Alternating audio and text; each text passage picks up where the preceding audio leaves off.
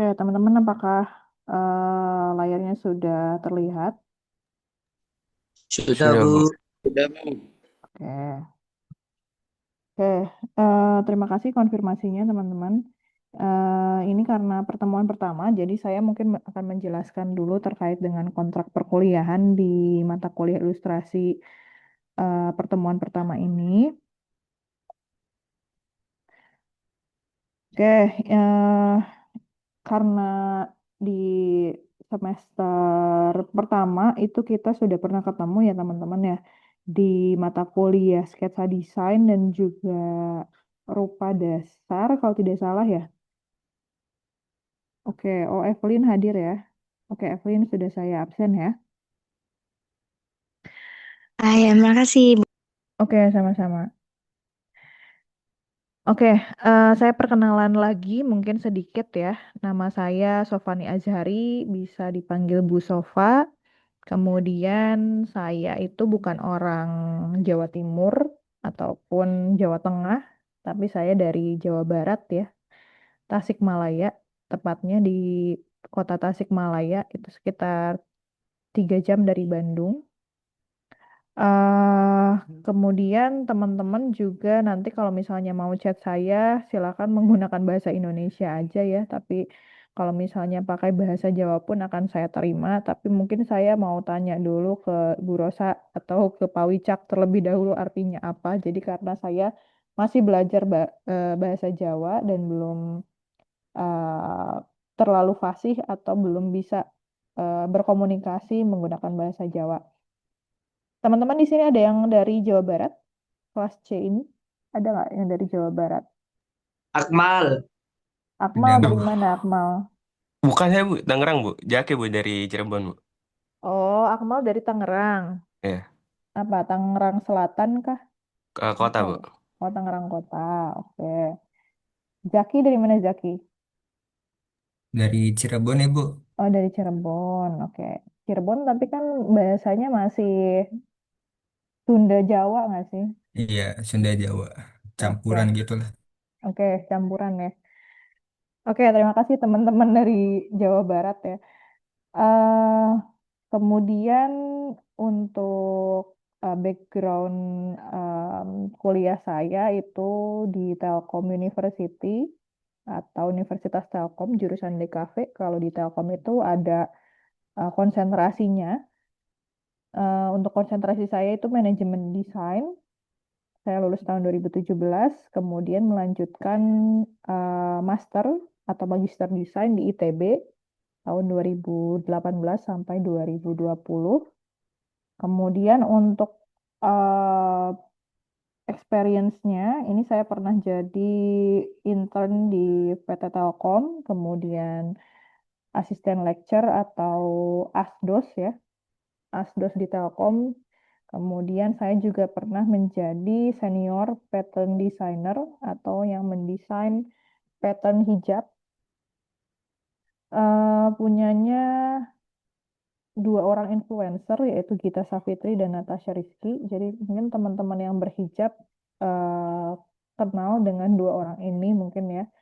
Kemudian saya pernah menjadi dosen juga di STIMIK Amik Bandung tahun 2021 dan 2024 saya pindah ke Surabaya sejak Agustus sampai sekarang. Berarti sudah total sekitar 1 tahun ya di Surabaya. Oke, itu sekilas tentang saya. Kita lanjut ke mata kuliah ilustrasi ini terkait dengan apa. Jadi di mata kuliah ini tidak hanya praktek, tapi kita juga akan belajar teori ilustrasi yang mencakup wawasan umum, kemudian dasar-dasar ilustrasi, serta teknik ilustrasi. Nah, untuk di mata kuliah ini nanti akan kita bagi menjadi dua bagian, yaitu ilustrasi manual, ilustrasi manual di pertemuan 1 sampai pertemuan 8 dan pertemuan 9 sampai 16 itu ilustrasi digital. Oke. Em, Kemudian pengaplikasiannya itu medianya kalau di ilustrasi manual biasanya memakai kertas seperti zaman sketsa desain dan juga rupa dasar ya. Kemudian untuk pewarnaannya tidak ada pewarnaan. Jadi untuk mata kuliah ilustrasi manual itu silahkan gunakan pensil dan juga bisa teman-teman pakai drawing pen untuk menebalkan garisnya itu diperbolehkan. Jadi tidak ada pewarnaan seperti di mata kuliah nirmana atau rupa dasar ya. Oke, yang selanjutnya untuk perkuliahan setelah UTS atau di pertengahan. Jadi UTS itu kita masih manual. Setelah UTS kita masuk ke digital. Nah, untuk digital itu aplikasinya terserah teman-teman mau menggunakan Illustrator kah atau misalnya pakai Photoshop atau teman-teman pakai Ibis Paint atau ada yang punya iPad misalnya pakai Procreate itu silahkan. Saya tidak membatasi teman-teman harus menggunakan satu aplikasi atau software saja. Oke, yang selanjutnya ini capaian pembelajarannya. Kalau ini terkait dengan gambar sebagai sarana di dalam DKV, kemudian eh, cerita atau narasi di dalam bidang ilustrasi atau narasi yang akan diilustrasikan. Kemudian mahasiswa juga mampu menerjemahkan gagasan atau pesan ke dalam bentuk gambar ilustrasi secara kreatif di dalam DKV dan juga menerapkan gambar sebagai sarana atau wadah atau media dalam desain komunikasi visual. Oke, yang selanjutnya untuk sistem penilaian. Di kelas saya khususnya itu terlambat 30 menit masih boleh ikut perkuliahan. Nah, tapi kalau lebih dari 30 menit itu tidak boleh mengisi absen atau terhitung alpa. Maksimal tidak masuk itu sama seperti mata kuliah lain 3 kali ya. Untuk pengumpulan tugasnya diusahakan tepat waktu. Kalaupun misalnya teman-teman ada yang sakit, sakit parah misalnya, itu silahkan diobrolkan ke saya, di WA-kan ke saya, atau em, langsung curhat ke saya juga boleh. Kemudian pengumpulan tugasnya sesuai format. Nah, di sini untuk tugas ilustrasi itu biasanya kalau format manual itu kita masih menggunakan kertas biasa ya, kertas pada larang, kertas sketchbook. Kemudian untuk yang ilustrasi digital itu biasanya teman-teman silahkan print, kemudian dicetak di A3 dan ditempel di infraboard. Nah, itu untuk format digital. Biasanya seperti itu. Mungkin mirip seperti eh, rupa dasar waktu itu ya, di rupa dasar yang masih 2 dimensi ya. Itu juga sama pakai infraboard juga. Kemudian untuk kriteria penilaiannya yang pertama originalitas, ide, komposisi, teknik, dan juga finishing. Oke, yang selanjutnya untuk di mata kuliah ilustrasi ini kemungkinan besar akan ada tugas setiap minggunya atau mungkin setiap 2 minggu sekali ya. Mungkin nanti pada saat ilustrasi digital sudah 2 minggu sekali. Tapi kalau di pertemuan sebelum UTS, karena menurut kurikulum UTS itu istilahnya jadi tidak ada. Jadi istilah sekarang tugas besar 1 dan tugas besar 2. Nah, untuk tugas besar 1 itu nilainya 10% sama seperti kehadiran. Untuk nilai tugas itu akumulatif dari semua pertemuan sebanyak 60% dan nilai tugas besar atau yang kita sebut UAS itu 20%. Oke, ini untuk overview perkuliahan ilustrasi. Yang pertama ada perkenalan. Hari ini kita perkenalan ya dan juga kontrak belajar. Kemudian di pertemuan kedua itu mampu memahami dasar-dasar ilustrasi dan ada pengantar dan prinsip dasar dari ilustrasi. Yang ketiga adalah terkait dengan pola gerak anatomi manusia dan juga binatang. Nah, ini mungkin teman-teman pernah dibahas juga sama Pak Marsudi di sketsa desain ya di semester pertama terkait dengan anatomi manusia, tapi mungkin ditambahkan dengan anatomi binatang kalau di ilustrasi. Kemudian materi yang keempat, pertemuan keempat itu terkait ekspresi wajah dan juga gerak tangan. Ini juga pernah diajarkan di mata kuliah sketsa desain ya. Kemudian selanjutnya interaksi manusia dan maaf dan binatang kecil. Nah, ini di pertemuan kelima. Misalnya binatang kecilnya itu serangga atau kupu-kupu atau misalnya cicak misalnya. Nah, itu contoh dari binatang kecil. Yang penting terlihat oleh mata. Kalau misalnya binatang kecilnya berbentuk em, semut misalnya atau nyamuk itu kan kurang terlihat ya atau kurang bisa digambar. Nah, untuk binatang kecil ini usahakan yang bisa dipegang deh, bisa dipegang dan juga tampak oleh mata. Kemudian materi selanjutnya di pertemuan keenam yaitu adalah suasana kehidupan sehari-hari di sudut pandang mata normal. Nah, ini sudah masuk ke em, apa garis perspektif. Nanti mungkin teman-teman akan belajar bagaimana perspektif mata normal itu digambarnya di mana, kemudian sudut pandang mata burung itu perspektifnya seperti apa. Nanti akan kita bahas. Kemudian setelah itu UTS atau tugas besar satu ya. Jadi untuk em, oke sebentar. Anak saya mau pipis sebentar ya. Sebentar nanti saya lanjut lagi.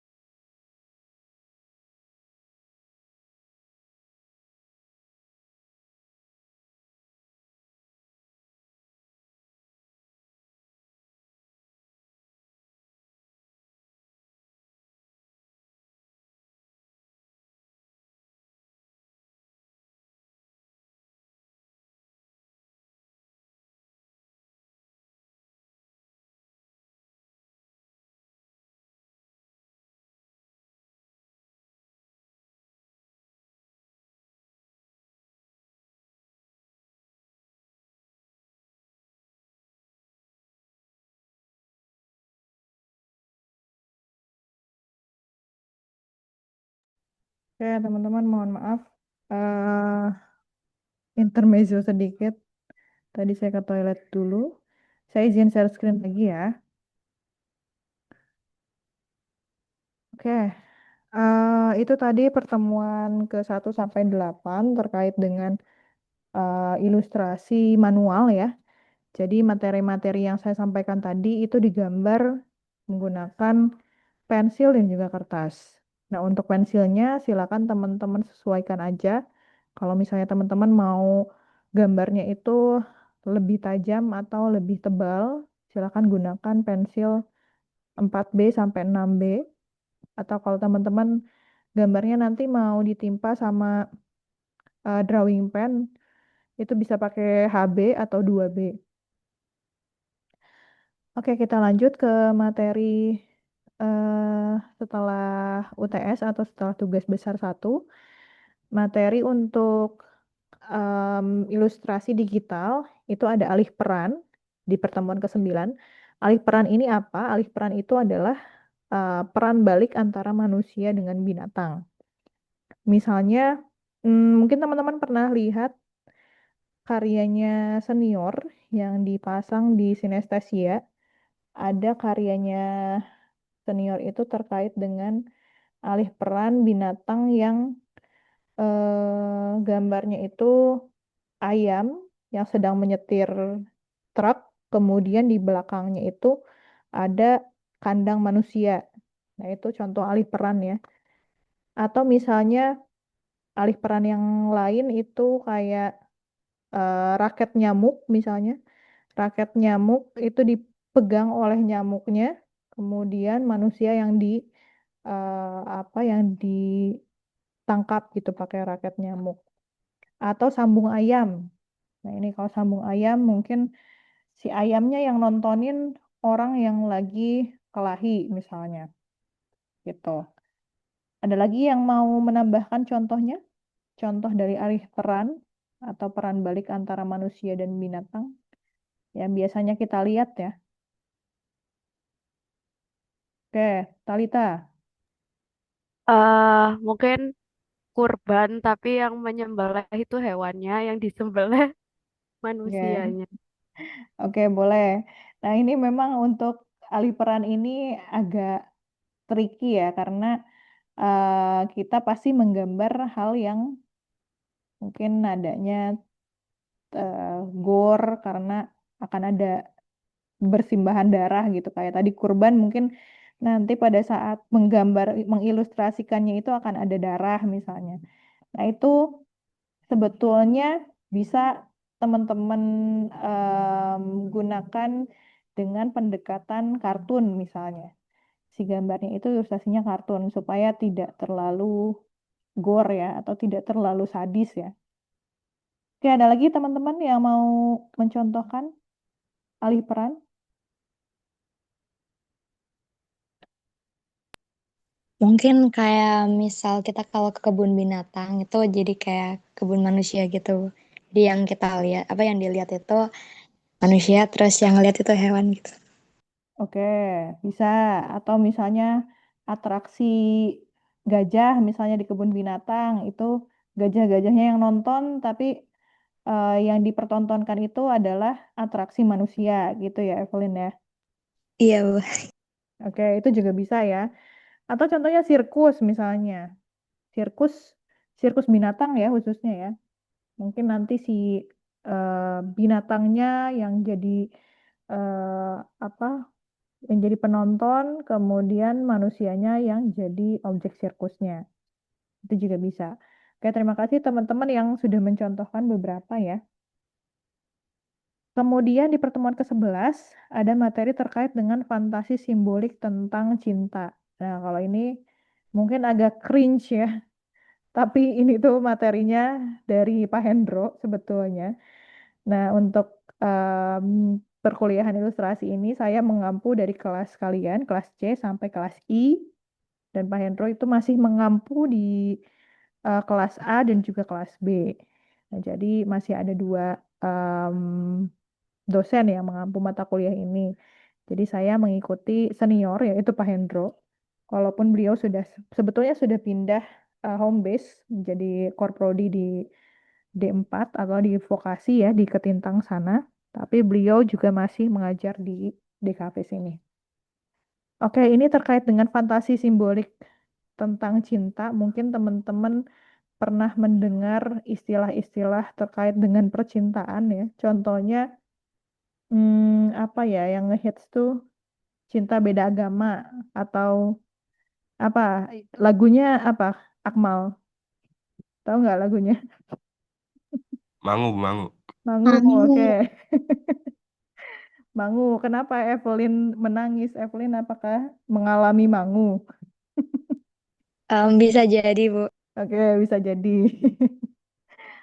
Oke, mungkin istilah mangu itu bisa teman-teman ilustrasikan itu seperti apa? Misalnya, apakah eh, dalam gestur tangan, misalnya tangan yang sedang berdoa, itu seperti apa? Kemudian atau bisa gestur tangan atau juga bisa simbol, simbol dari Muslim seperti apa, simbol dari Kristen seperti apa, dan lain-lain ya.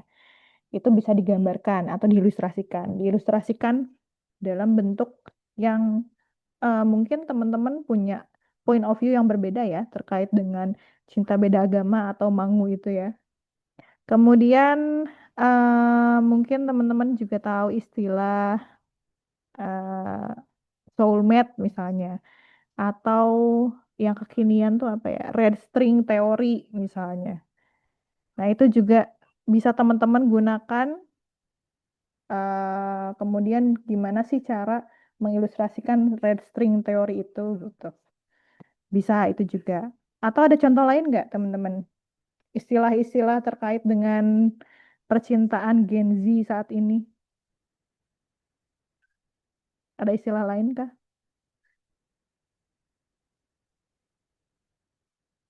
Kayak HTS atau hubungan tanpa status. Ada lagi nggak? Zaki, Mangu, Bu. Kalau sekarang itu ada teman level 1 sampai teman level 10, Bu. teman level 1 sampai teman level 10. Terus apa? Sesuai kepedasan kah atau gimana? Kayak seblak. Enggak, jadi kayak di friend zone gitu loh, tapi udah over. Jadi biasanya orang-orang bilangnya kayak, oh ini teman level 10 gitu. Oh, friend zone gitu. Terus kalau Iya, misalnya teman level 1 apa? teman level 1 ya kayak teman yang biasa gitu. Itu kayak cuman jokes atau gurauan di TikTok sih, Bu, sebenarnya. Oh, oke. Oke, itu juga mungkin mirip kayak apa sih namanya? eh hubungan tanpa status itu ya, mungkin ya. Atau Iya, kalau dulu tuh ada lagu judulnya TTM, teman tapi mesra misalnya. Kayak gitu mungkin ya Evelyn ya. iya, Bu. Oke, ada lagi nggak istilah-istilah terkait dengan percintaan dan Ghosting, Bu, membutuhkan ghosting. ghosting? Oke, bisa. Ghosting kira-kira kayak gimana tuh ilustrasinya, Dava? Kayak ngilang tanpa kabar gitu, Bu. Mungkin. Oh, ngilang tanpa kabar. Oke, mungkin bisa kalau misalnya di point of view saya ya, ngilang tanpa kabar itu mungkin bisa dalam bentuk orang yang sedang megang handphone misalnya, terus si handphonenya itu nunjukin kalau pacarnya itu ngilang, misalnya kayak gitu ya. Itu juga bisa ghosting ya. Ada lagi nggak teman-teman? Contoh lain. LDR mungkin, Bu. LDR, oke, long distance relationship.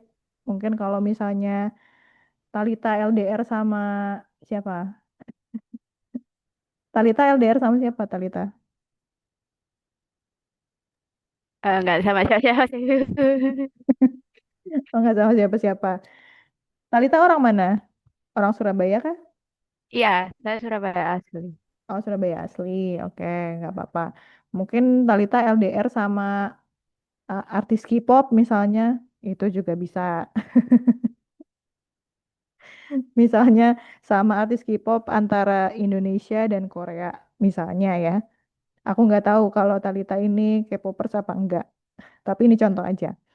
Oke, LDR bisa. Ada lagi kah istilah-istilah percintaan? Mangu, Mungkin Bu. dari dunia digital, Bu, juga bisa. Dunia digital apa tuh? Kayak misal em, apa ya? Jadi kayak cuman chat doang tapi nggak pernah ketemu gitu. Chat Tapi doang tapi beda nggak pernah bukan ketemu. LDR. Oh, oke. Mungkin kayak ini enggak sih? Em, Kayak nyari jodoh di internet gitu enggak sih? Iya, bisa. Oke. Apa ya aplikasinya ada yang tahu nggak teman-teman? Saya nggak pernah nyari jodoh di internet soalnya. Ada yang tahu kah Kata aplikasinya? Akmal micet, Bu. Micet. Wah, gila ya Faizan ya.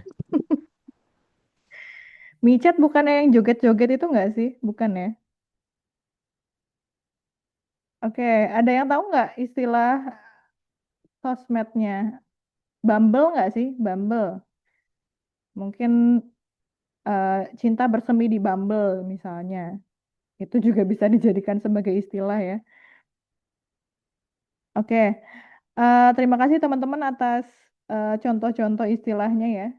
Ini ada ilmu baru ya tadi dari Evelyn, ada teman level 1 sampai 10. Saya kira itu, kalau saya sih masih belum tahu ya, karena saya nggak ngikutin percintaan sekarang. Eh, Kemudian kita lanjut ke pertemuan selanjutnya. Di pertemuan 13. Nah, untuk alih peran fantasi simbolik tentang cinta atau asmara dan juga yang selanjutnya itu kemungkinan pengerjaannya itu 2 minggu. Jadi cukup lama ya teman-teman ya, karena ini saya memperhitungkan juga terkait dengan em, sketsa awal, kemudian sketsa kasar, sampai dengan finalnya seperti apa. Nah, itu kemungkinan besar akan butuh waktu yang cukup lama, jadi saya kasih waktu 2 minggu. Jadi pertemuannya kenapa sama? Ini karena waktunya 2 minggu. Kemudian materi selanjutnya adalah fantasi simbolik manusia masuk ke dalam dunia tumbuhan dan juga binatang kecil. Ini mungkin teman-teman kalau pernah nonton Alice in Wonderland, itu cukup mirip seperti itu. Atau kalau dari Ghibli ada Arrietty ya, itu juga mirip-mirip seperti itu ilustrasinya.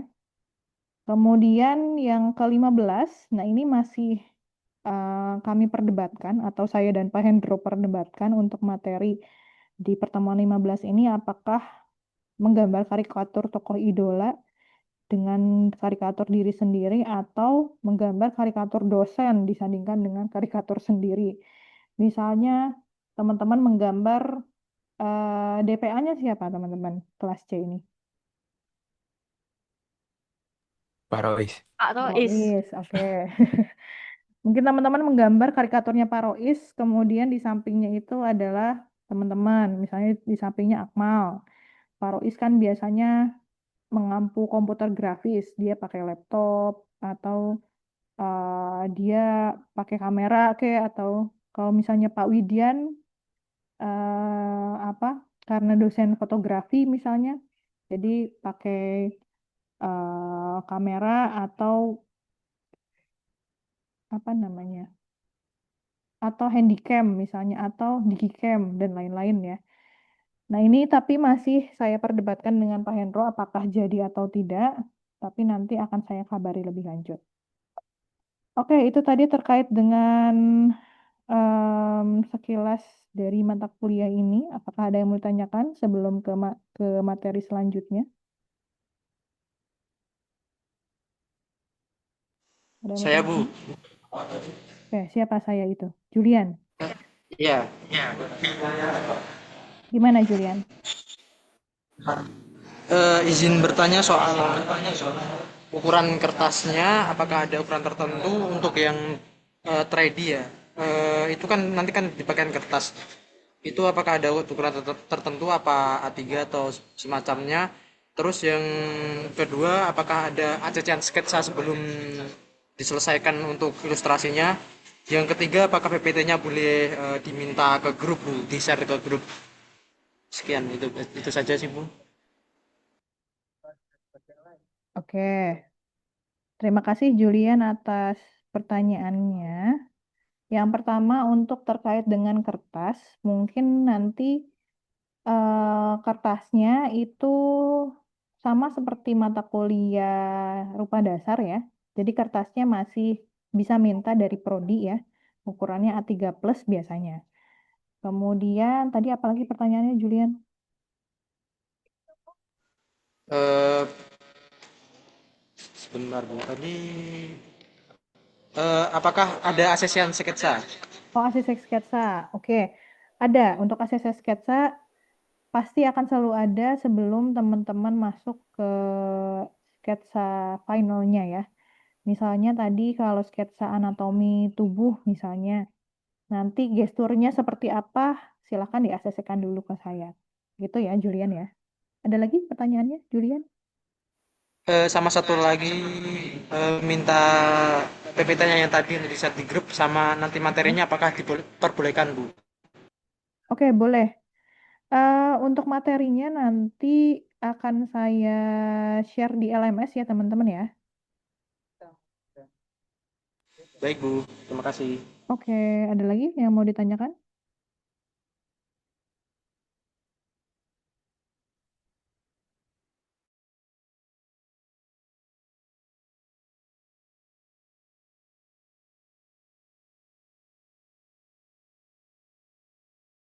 Teman-teman tunggu sebentar ya. Ini saya sebetulnya sambil Zoom pelatihan. Sebentar ya.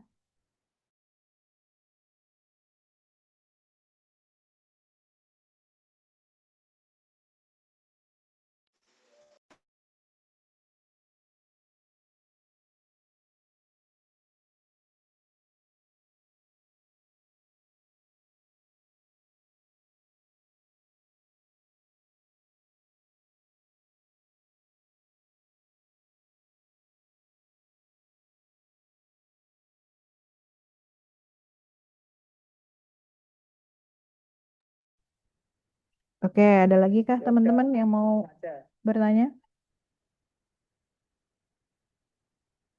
Tidak ada?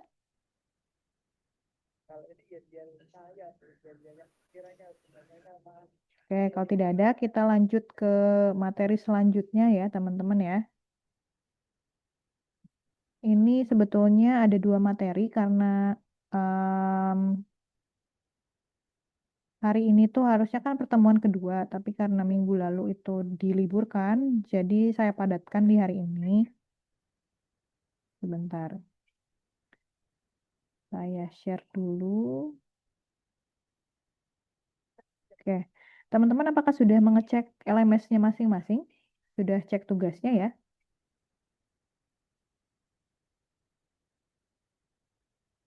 Apakah sudah membaca tugas-tugasnya? Sudah, Sudah, sudah Bu. oke. Oke, kalau sudah, ini karena teman-teman itu dari rumah masing-masing, jadi silahkan kertasnya disesuaikan yaitu A3, maaf A4, kemudian nanti pengumpulannya kapan teman-teman ke kampus lagi kapan ya? Minggu depan kah? Iya Bu, minggu depan Bu. Minggu depan, oke. Berarti pengumpulannya masih minggu depan ya, untuk yang teknik arsir, tugas teknik arsir.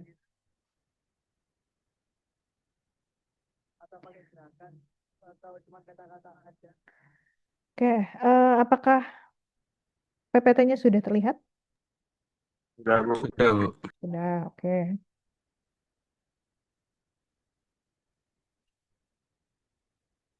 Oke, untuk pertemuan pertama dan kedua ini adalah pengantar dan prinsip dasar dari ilustrasi. Oke, yang pertama akan saya jelaskan adalah prinsip dasar ilustrasi, kemudian jenis ilustrasi, ada tipe dari garis, tipe arsir, dan juga summary. Oke, untuk prinsip dasar ilustrasi sendiri itu terdiri dari komposisi, proporsi, keseimbangan, dan juga keselarasan. Dan yang terakhir adalah kesatuan atau unity. Ini sama hampir mirip dengan prinsip dari desain ya. Oke, untuk komposisi sendiri itu adalah penataan elemen-elemen visual dalam bidang gambar. Jadi seorang ilustrator itu harus mengatur objek secara strategis agar pandangan mata penonton terarah dengan nyaman. Komposisi itu yang baik adalah menciptakan alur visual, keseimbangan atau balance dan juga dinamika dalam gambar. Nah, untuk komposisi sendiri itu terdiri di dalam ilustrasi khususnya terdiri dari beberapa jenis. Yang pertama ada center bias atau eh, yang diletakkan di tengah. Kemudian ada rule of thirds. Untuk rule of thirds mungkin teman-teman pernah mengetahui istilah ini di istilah fotografi ya. Kemudian ada background, midground, dan juga foreground. Ada focal point atau kontras. Kemudian ada kamera bias. Ada juga asimetri dan juga golden ratio. Nah, ini terkait golden ratio juga mungkin pernah dibahas di mata kuliah estetika maupun di mata kuliah fotografi ya. Oke, ini contoh lukisan yang menggunakan center bias. Saya ambil lukisannya Edvard Munch, judulnya The Scream, di mana objek utama dari ilustrasi atau lukisan tersebut ditempatkan di tengah-tengah, yaitu orang yang sedang berteriak ini ya. Ini ilustrasi yang cukup ikonik. Nah, ini contoh dari center bias, di mana dia menempatkan, Edvard Munch ini menempatkan objek utamanya berada di tengah-tengah. Oke, yang selanjutnya ini saya ambil dari ilustrator Indonesia, yaitu Ed Alfinski. Mungkin bisa teman-teman searching juga ya. Ini salah satu ilustrator cukup terkenal. Dia alumni ITB juga. Alfinski ini membuat ilustrasi untuk cover albumnya Mocha, band Mocha. Nah, dia menempatkan objek utamanya yaitu perahu kertas dengan gambar matahari dan juga bulan di sini di pertengahan atau di tengah-tengah. Nah, ini contoh dari center bias. Kemudian yang selanjutnya ada rule of third. Ini mungkin teman-teman juga pernah membahas ini dengan dosen fotografi. Dosen fotografinya siapa kemarin? Pak Widian kah? Pak Widian, Bu. Pak Widian, oke. Mungkin teman-teman pernah bahas rule of third juga sama Pak Widian ya. Untuk rule of thirds ini adalah objek utama itu biasanya ditempatkan di persilangan antara garis dengan garis. Contohnya kalau kita lihat di sini, ini persilangan antara garisnya itu. Jadi teman-teman silahkan kalau mau mengilustrasikan atau membuat ilustrasi dengan prinsip rule of thirds, silahkan teman-teman bagi dulu kertasnya atau medianya atau artboardnya itu menjadi 3 bagian menggunakan garis bantu ya. Garis bantu ini dibagi menjadi 3. Kemudian secara horizontal dengan vertikal. Kemudian objeknya bisa ditempatkan di persilangan ini atas eh, atas kanan atau atas kiri ataupun di ujung sebelah pojok kanan di sini. Ini kalau rule of thirds yang digunakan di sini ada 2 ya. Ada di pojok kiri bawah dengan pojok kanan atas. Di mana objek utamanya itu ada manusia di sebelah pojok kiri bawah dan ada objek pesawat di pojok kanan atas. Nah, untuk yang sebelah sini, objeknya ditempatkan hanya satu saja, satu poin atau satu titik di pojok kiri bawah di sini. Nah, ini prinsip rule of thirds. Oke, yang selanjutnya ini saya mengambil dari ilustrator Rudi Iswanto. Atau kalau teman-teman cari di Instagram itu @rudy_truth. Nah, ini salah satu ilustrator terkenal juga. eh di sini mungkin ya, di sini mungkin teman-teman yang paling notice adalah detailnya mungkin ya. Detail dari objek yang digambar, objek utamanya. Mungkin detail dari sabuknya atau detail dari eh, apa mimik wajahnya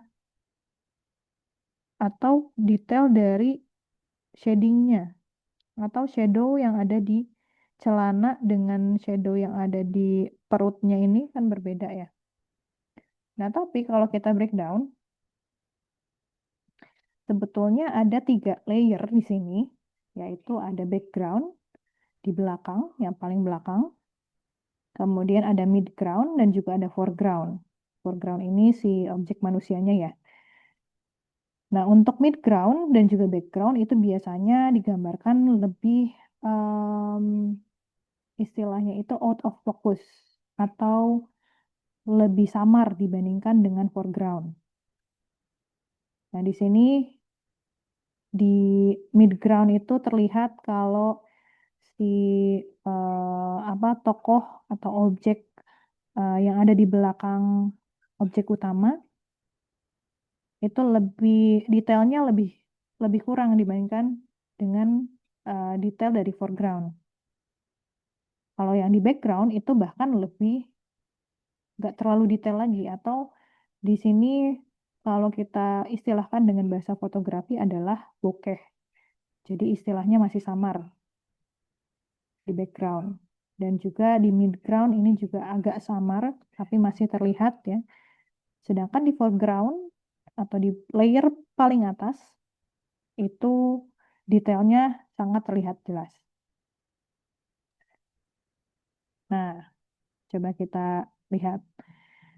Menurut teman-teman, objek mana yang ada di midground di gambar ini? Pohon, Bu. Midgroundnya pohon, bukan rumah. Rumah, Bu. Rumah, Bu, rumah. Rumah, yakin. Oke, yang paling gampang deh, backgroundnya mana background? Gunung, Bu. Gunung, oke, itu mungkin tentara ya, gunung. Oke, kalau midground, Rumah. Rumah. Rumah. rumah. Oke, midground rumah. Foreground, Pohon. Pohon. pohon. Oke.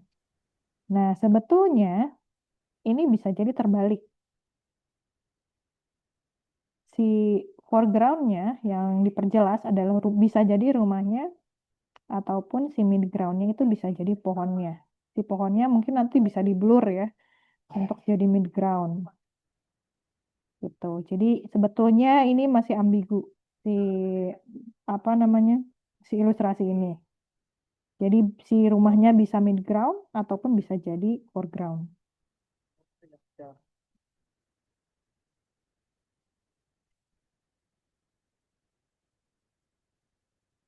Oke, saya lanjut. Ini terkait dengan focal point. Nah, kalau focal point itu adalah em, objek yang paling vokal atau yang paling terlihat yang menjadi eh, poin penting yang ada di dalam ilustrasi tersebut. Nah, di sini menurut teman-teman yang jadi focal point itu apakah burung hantunya atau kucingnya?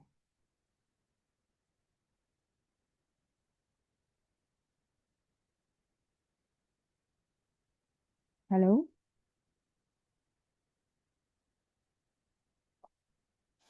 Burung hantu. Burung hantu. Oke, apakah ada yang bilang kucingnya? Ada yang berpendapat kucingnya atau enggak?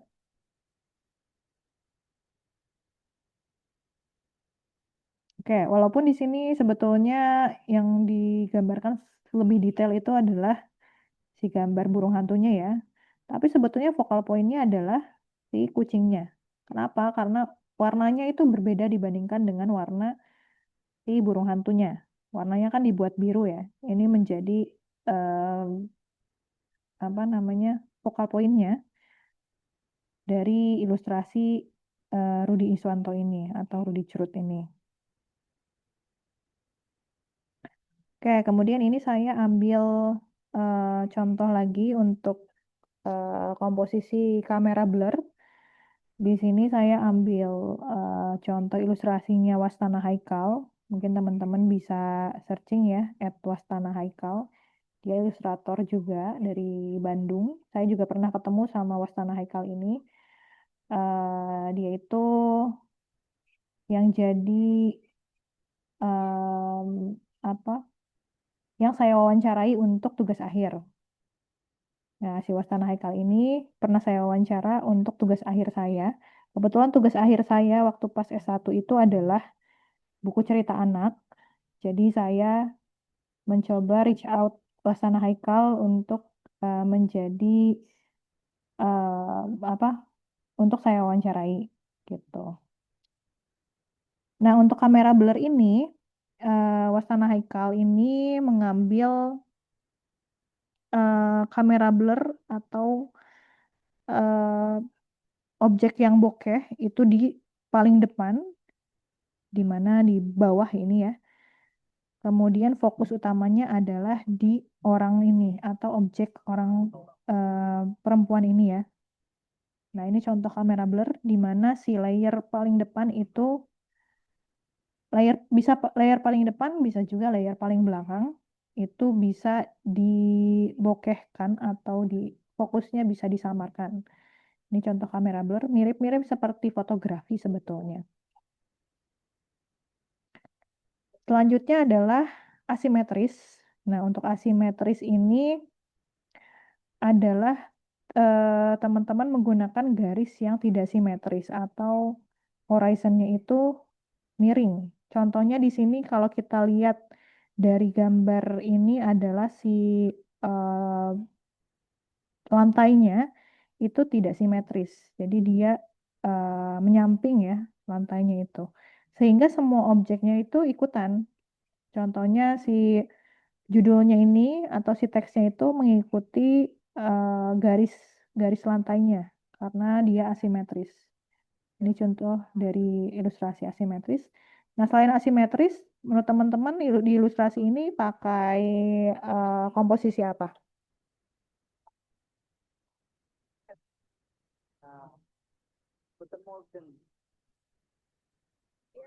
Pakai kamera blur ya, sama seperti yang ini.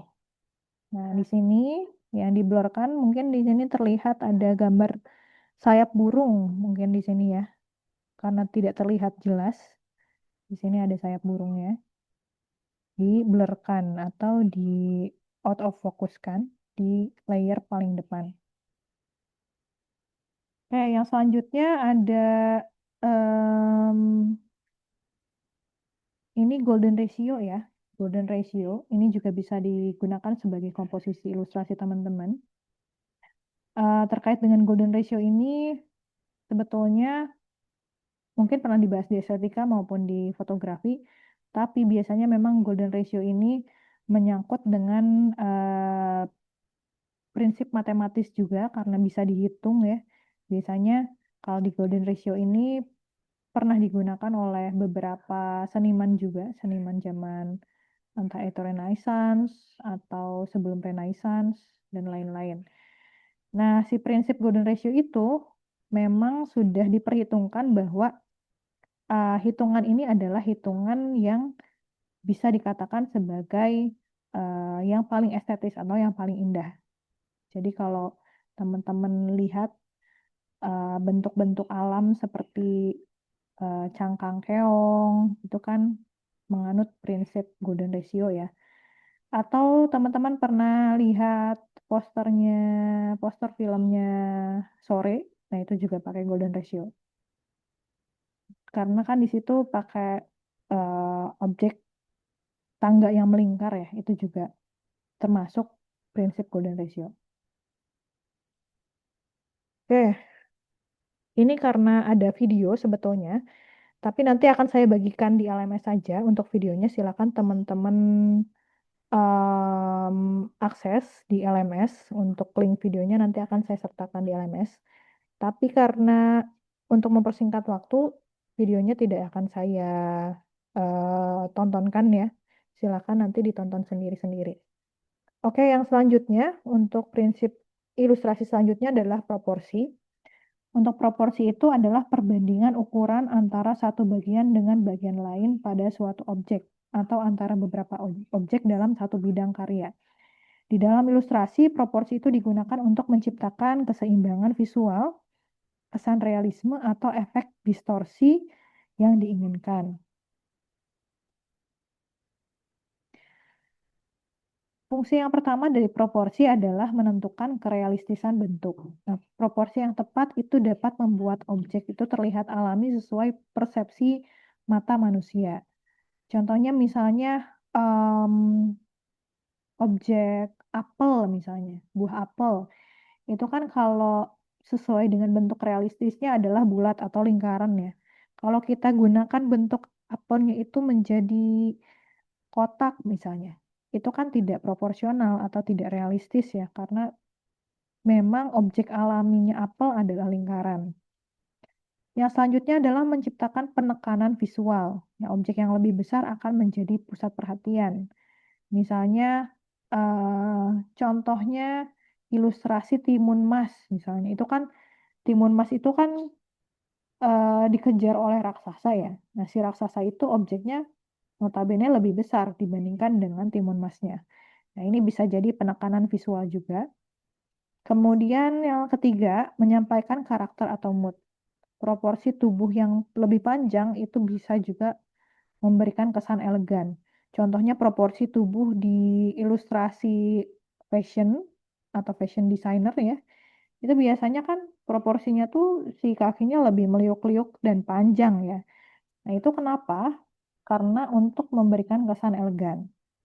Nah, sedangkan proporsi kepala, bentar,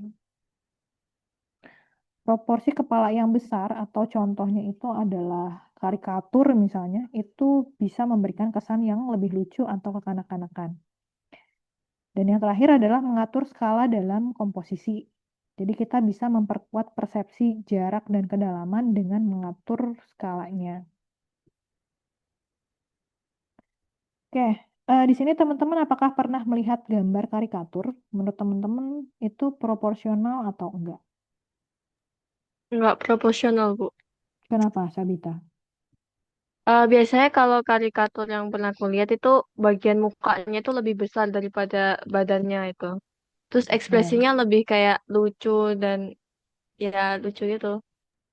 oke, ekspresinya mungkin enggak realistis ya, Sabita ya. Iya, Bu. Oke, terima kasih Sabita atas jawabannya. Di karikatur ini saya contohkan ya. Nah, ini contoh karikatur. Biasanya tuh ada bagian yang dilebih-lebihkan dari karikatur ya. Contohnya di sini karikaturnya, ada yang tahu nggak ini aktor siapa namanya?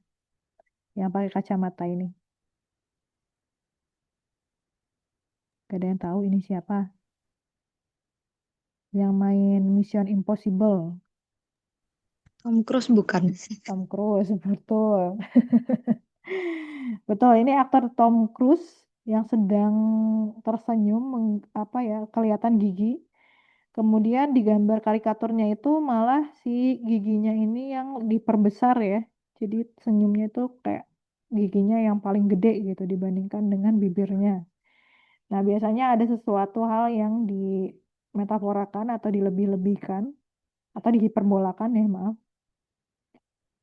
Nah, kemudian, nah ini contoh dari, kalau ini bukan karikatur ya, ini tuh lebih ke fan art.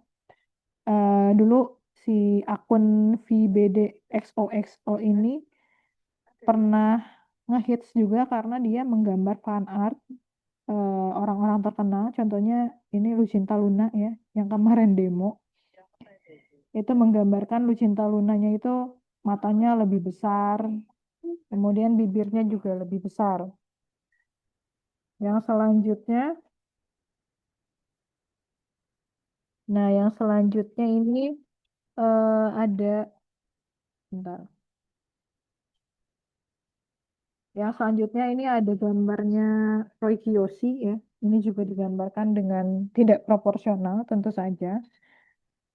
Dengan matanya yang menyipit ke arah dahi atau jidat ya. Oke, kalau ini tadi ya terkait dengan gambar karikatur. Nah, gambar karikatur itu tidak proporsional biasanya memang. Nah, bagaimana cara menggambar anatomi tubuh manusia yang proporsional? Yang pertama, untuk anatomi tubuh manusia yang proporsional, untuk tubuh eh bentar. Untuk tubuh yang proporsional dalam versi dewasa atau adult itu biasanya menggunakan 8 kepala. Jadi teman-teman gambar kepala terlebih dahulu, kemudian si kepala ini silahkan diukur menggunakan penggaris misalnya. Kemudian didapatkan contohnya 8 cm. Nah, kemudian 8 dikalikan dengan 8 cm itu adalah total tinggi dari manusia dewasa. Atau biasanya 7,5 ya, 7,5 kepala. Nah, 7,5 kepala itu biasanya young adult atau dewasa ya, dewasa awal. Kemudian di sini ada juga anak kecil itu biasanya hanya 4 kepala saja. Nah, bagaimana cara menghitungnya? Di sini ada 1, 2, 3, 4. Nah, itu cara menggambar proporsi anatomi manusia. Kemudian kalau misalnya teman-teman menggambar proporsinya itu tidak lurus tegak lurus atau dia tidak berdiri dengan tegak, contohnya seperti yang di sebelah samping kanan saya ini, silakan teman-teman gunakan line of action namanya.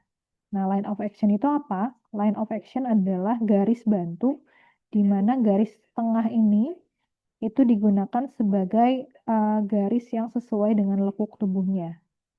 Kalau ini kan garisnya lurus saja karena dia tegak lurus. Kalau yang sebelah kanan itu garisnya agak meliuk. Nah, ini garisnya agak meliuk seperti ini, disesuaikan dengan gestur tubuhnya. Nah, bagaimana cara menggambar anatomi tubuh yang proporsional? Oke, di sini anatomi tubuh itu di sini anatomi tubuh itu tadi kan dibagi menjadi 8 kepala. Yang pertama ada kepala di sini, kemudian ada shoulder atau pundak ya, ada pundak, kemudian yang ketiga ada antara pundak dengan apa ya disebutnya belly button itu udel ya, udel. Kemudian di 3 dan 4 itu ada pergelangan tangan di sini. Ya, ini bisa menjadi acuan untuk teman-teman menggambar tubuh secara proporsional, di mana garis-garis ini bisa menjadi garis bantu teman-teman. Kemudian di garis kelima, di sini biasanya digunakan sebagai fingertips atau ujung dari jari ya. Kemudian di garis keenam itu adalah lutut, dan di garis terakhir adalah telapak kaki. Nah, biasanya lutut itu adalah di pertengahan antara pergelangan tangan, di sini yang nomor 4 sampai dengan nomor 6. 4 sampai 6 itu digambarkan sebagai lututnya, dan 6 sampai 8 itu adalah ankles atau telapak kakinya. Oke, untuk di bagian shoulder atau di bagian pundak itu biasanya digambar menggunakan segitiga trapesius ya, disebutnya segitiga trapesius di situ untuk sebagai acuan pundaknya. Oke, nah untuk lebar dari bahunya sendiri itu biasanya teman-teman silakan gunakan ukuran kepala ini, ukuran kepalanya itu menjadi 2 kepala di bagian dari dadanya. Nah, dadanya itu adalah sebesar 2 kepala. Nah, ini bisa teman-teman jadikan acuan juga ya. Mungkin bisa di-capture. Oke, itu tadi terkait dengan proporsi. Yang selanjutnya ada keseimbangan atau balance.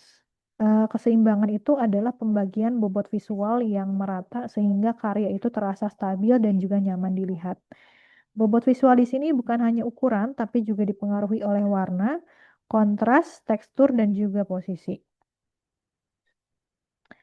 Nah, ini contohnya. Di sini saya contohkan kalau yang di sebelah kiri ini kan untuk proporsinya memang dia mengambil center bias. Oh, maaf, komposisinya mengambil center bias. Nah, tapi kita juga bisa mengubah balance-nya itu menjadi seperti ini. Misalnya di bagian background itu menggunakan objek yang lebih besar dan di bagian foreground itu menggunakan objek yang lebih kecil, di mana orangnya itu lebih kecil di sini. Nah, ini juga dapat menciptakan balance ya.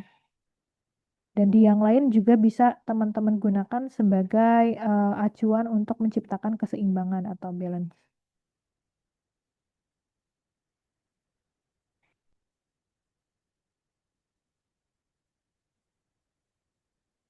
Oke, yang selanjutnya masih terkait dengan keseimbangan atau balance. Di sini saya ambil juga dari ilustrator Indonesia, Alvinsky juga. Dia menggunakan keseimbangan segitiga di sini, di mana si eh, pipanya itu digambar menyerupai segitiga. Nah, ini contoh dari keseimbangan juga. Kemudian em, orang yang digambar juga seimbang di sini, di mana semua objek em, pipa ini direpresentasikan oleh tiap objek orang di sini. Walaupun sebetulnya di sini juga ada orang yang ada di pertengah-tengah, di tengah-tengahnya. Ini contoh dari keseimbangan.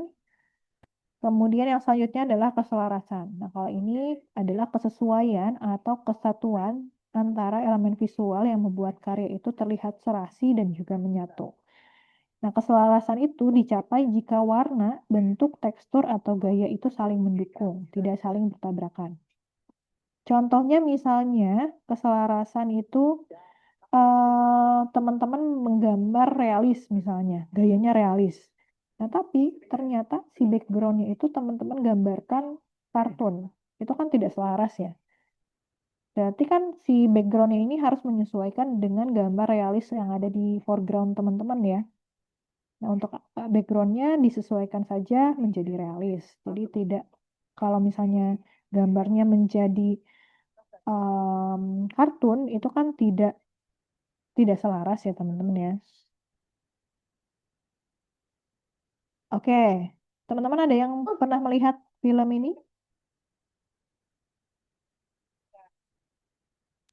Nah, Pernah. Ada yang pernah ke bioskop nonton film ini nggak? Enggak, Bu. Ya, Enggak, Bu. ada yang penasaran nggak sama film ini? Saya waktu itu penasaran sih, tapi ternyata udah turun layar ya. Menurut teman-teman selaras nggak antara gaya desainnya, eh apa karakternya dengan backgroundnya? Selaras nggak menurut teman-teman?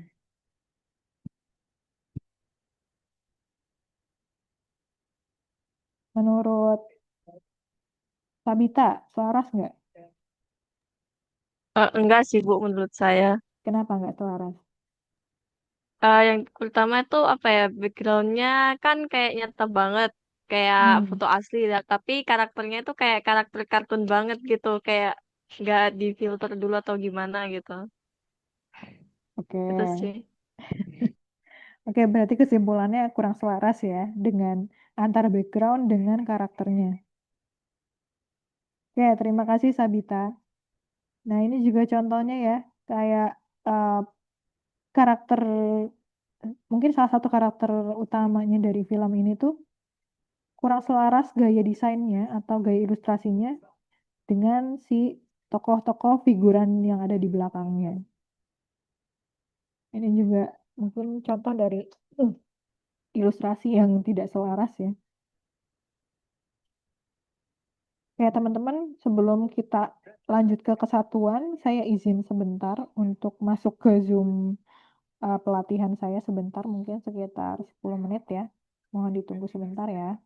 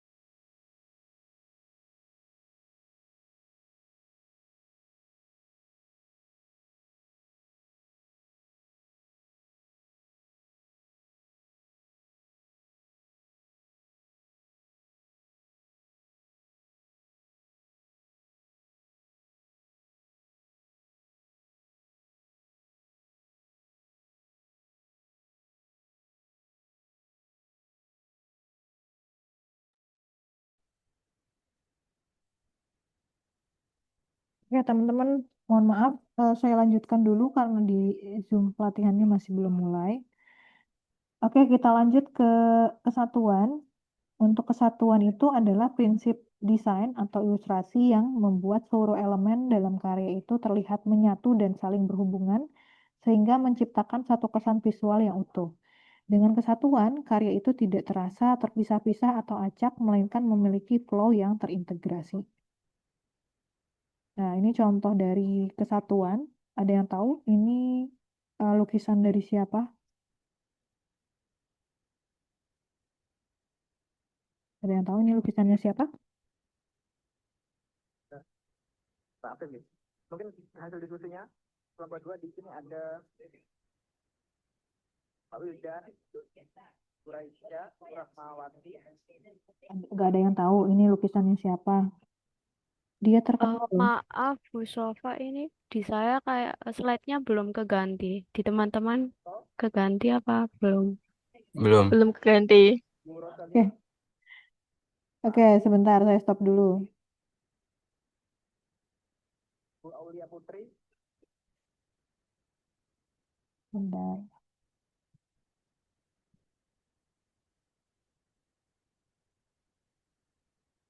Apakah sudah terganti, teman-teman? Sudah, Sudah, Bu. Bu. Sudah, oke. Oke, terima kasih atas konfirmasinya, Talita. Ada yang tahu ini lukisannya siapa? Gantian dulu kelompok yang lain. Ada yang tahu? Siapa? Novel? Van Gogh. Leonardo da Vinci. Oke, tadi siapa yang menyebut Van Gogh? Saya, Akmal. Bu. Oke, Akmal. Oke, betul untuk Akmal ya. Nanti akan saya tambahkan nilai Akmal. Terima kasih Akmal. Ini lukisannya cukup terkenal ya. Ini lukisannya Van Gogh tahun bentar. Nah, ini tahun 1889 di mana Van Gogh ini menggunakan tidak hanya garis, tapi dia juga menggunakan bentuk dan juga ada pattern yang dibentuk dari garis tersebut. Oke, ini judul dari eh, paintingnya Van Gogh ini. Van Gogh ini adalah The Starry Night. Ini sudah kita 150 tahun yang lalu ya. Nah, lukisan ini merepresentasikan kesatuan tadi atau unity ya.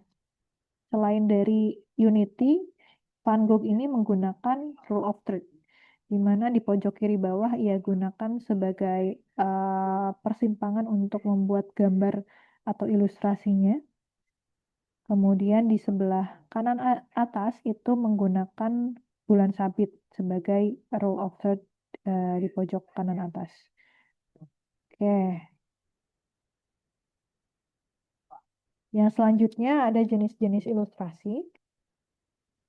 Yang pertama ada editorial illustration. Ini biasanya teman-teman lihat di majalah ataupun di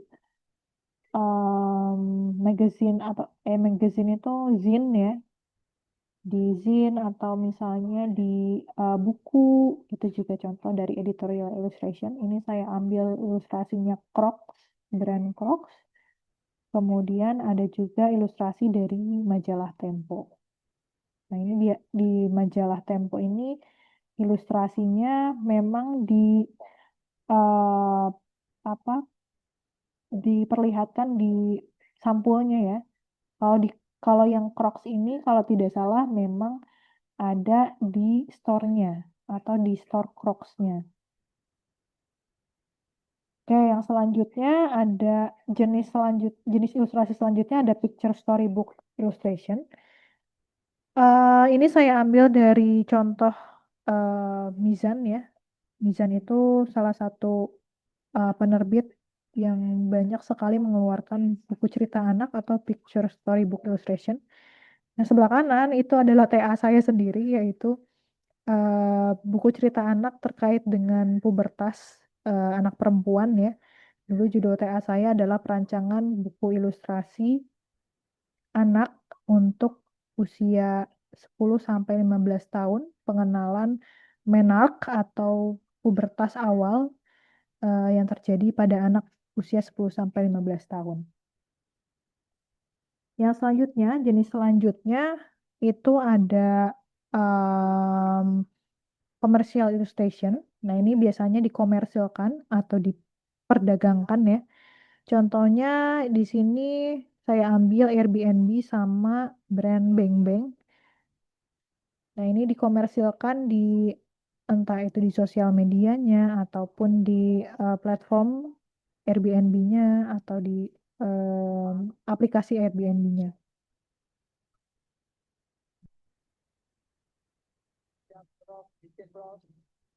Oke, yang selanjutnya adalah fashion illustration. Ini tadi saya sebutkan sebagai gambar yang proporsinya itu proporsi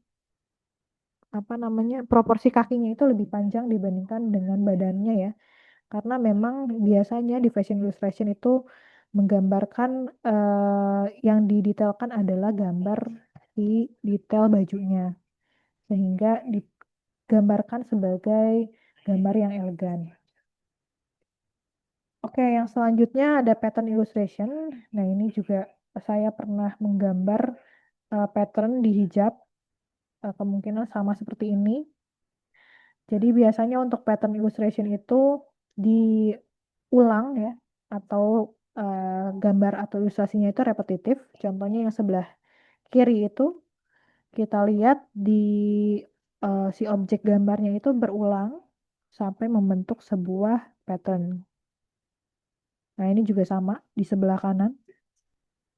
Ini juga objek-objeknya sama, hanya mungkin yang ini ngadepnya ke kiri dan yang si kelinci ini ngadepnya ke kanan. Nah, tapi kalau diletakkan atas kiri bawah, atas kiri kiri atas, kanan atas dan juga bawahnya itu sama atau mirror. Biasanya seperti itu untuk pattern. Oke, yang selanjutnya ini perbedaan garis. Yang pertama ada garis yang straight, ada juga garis yang tipis atau fine, kemudian ada garis yang bold, ada garis titik-titik atau teman-teman bisa uh, apa bisa menyebutnya sebagai pointillism ya, pakai titik-titik atau dot. Kemudian ada garis curve atau garis yang melengkung, ada juga garis wavy, kemudian ada cross hatch, ada juga garis yang spiral, ada garis zigzag, dan juga ada garis painterly. Nah, oke, ini terkait dengan tugas teman-teman. Jadi, silakan teman-teman buat beberapa teknik arsir menggunakan objek lingkaran atau sfera atau bola ya. Yang pertama adalah garis arsir searah, yang kedua arsir kontur, arsir silang, arsir acak, kemudian arsir gradasi, dan juga arsir titik, maaf, atau pointillism. Nah, ini. Oke, untuk tugas teman-teman, silakan gambarkan persis seperti ini. Ini hanya untuk sketsa teknik awal ya. Apakah teman-teman memahami teknik ini atau belum? Dan nanti silakan diaplikasikan pada saat tugas-tugas ilustrasi berikutnya. Di sini ada garis arsir teknik hatching ya, di mana garisnya itu hanya satu ke arah entah itu horizontal ataupun vertikal. Arahnya itu satu arah, sedangkan di cross itu bersilangan, jadi bisa dari horizontal ke vertikal atau sebaliknya. Kemudian ada garis kontur menyesuaikan dengan kontur dari objeknya yaitu lingkaran. Ada scribble di sini. Scribble itu garis yang acak ya. Kemudian untuk stripling ini titik-titik atau dot atau pointillism. Kemudian ada circulism. Nah, kalau ini melingkar. Jadi garisnya itu melingkar tapi lebih teratur dan juga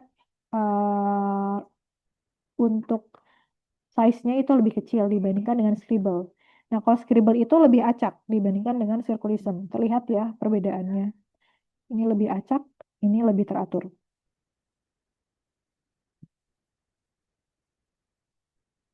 Oke, ini terkait dengan summary-nya. Mungkin nanti bisa teman-teman baca sendiri ya. Oke, itu tadi untuk materi hari ini.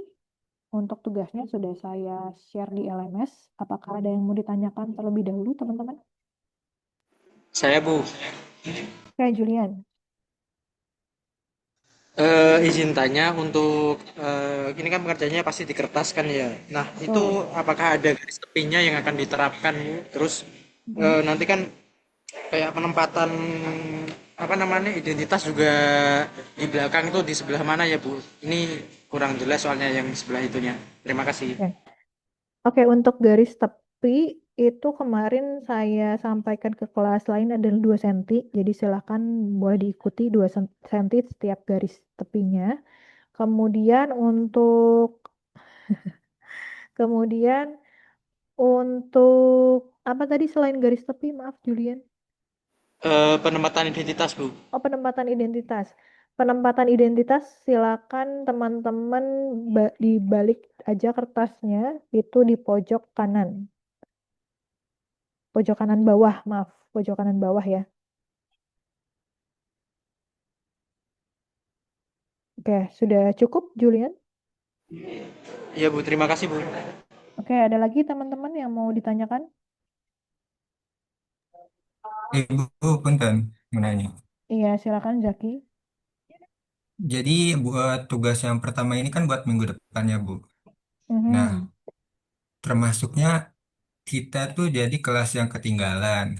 Nah, betul. takutnya tugas-tugas ke depannya tuh ada yang tabrakan gitu, Bu. Jadi gimana ya? Nah, Eh, susah gitu. Itu. ya saya sudah apa ya mengorganisir ini sebetulnya. Jadi karena kelas ini kan ketinggalan. Nah, kemungkinan nanti di Jumat itu akan saya sampaikan tugas untuk pertemuan kedua di hari Jumat. Jadi nanti teman-teman silahkan kerjakan yang sekarang dikerjakan dulu saja. Nah, untuk tugas yang kedua ini pengerjaannya sama, masih seminggu gitu. Jadi untuk mengejar atau catch up teman-teman kelas lain aja. Gitu ya, teman-teman ya. Sebetulnya kan si teknik arsir ini harusnya dikumpulkan langsung pada hari itu juga. Tapi karena teman-teman ini ke kampusnya masih minggu depan, jadi dikumpulkan secara fisiknya minggu depan. Gitu ya, teman-teman ya. Ada lagi yang mau ditanyakan? Sudah cukup, Jaki? Cukup, Bu. Terima kasih. Oke, sama-sama. Ada lagi yang mau ditanyakan, teman-teman? Oh iya Bu, untuk deadline tugas keduanya, jadi hari Jumat depannya lagi. Betul, hari Oh, Jumat oke. depannya lagi. Jadi masih sama seperti kelas-kelas lain, jadi masih seminggu ya untuk pengerjaannya, waktu pengerjaannya. Ada lagi nggak teman-teman? Kalau tidak ada, kalau sudah cukup, berarti silakan teman-teman kerjakan tugasnya. Walaupun dikumpulkannya minggu depan, nah tapi saya meminta besok, paling lambat besok untuk dikirimkan dalam bentuk digitalnya oleh PJ. Mungkin nanti bisa dikumpulkan dalam satu PPT ya, atau di Canva juga boleh. Silakan dikumpulkan di PJ. Setiap gambarnya di scan terlebih dahulu supaya saya bisa lihat secara digital atau saya nilai juga secara digital. Gitu ya. PJ-nya siapa ya teman-teman ya? Saya sama Zaki, Bu. Julian sama Zaki. Oke. Berarti nanti silakan teman-teman kumpulkan ke Julian dan juga Zaki. Setelah itu nanti Julian dan Zaki kirimkan ke saya. Sudah cukup Baik, Bu. jelas ya? Oke, kalau tidak ada pertanyaan lagi, eh, mungkin sekian untuk materi hari ini, materi ilustrasi hari ini. Terima kasih banyak teman-teman yang sudah hadir secara online. Kalau ada yang mau ditanyakan di grup, itu juga boleh ya. Silakan kalau ada yang masih mau bertanya di grup, dipersilahkan. Saya akhiri kelas hari ini. Wassalamualaikum warahmatullahi wabarakatuh. Waalaikumsalam warahmatullahi Waalaikumsalam wabarakatuh. warahmatullahi Terima kasih, Bu. wabarakatuh. Terima kasih. Makasih, Bu. Oke, sama-sama.